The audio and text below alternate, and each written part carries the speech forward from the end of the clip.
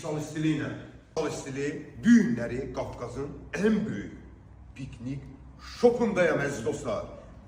Kristal istili baltayla gəlib ha. Əziz dostlar, burada nələr var? Burada nələr var? Bəh, palatka toyları. Təndir abi bir dənə, təndir abi. Bir dənə təndir görsən. Bismillah. Bəh. Hələ Səbət burada də antrikot var, tutursan səbət. promoy. Üstünü də bağlayırsan. Bax, hər çeşidi var. Hey, nələr var? Ayrı məsələdir qardaş bu. Setkalara var, çubuğun setkalara. Ürəyin istəyən. Havası. Qiymətə bax. Çubuğun Münasib. setkası. Əziz dostlar, qiymət də münasib. Ocaqlıqlar. Hər çeşiddə.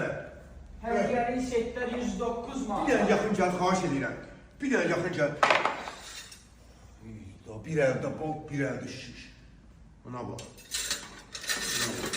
Götürün.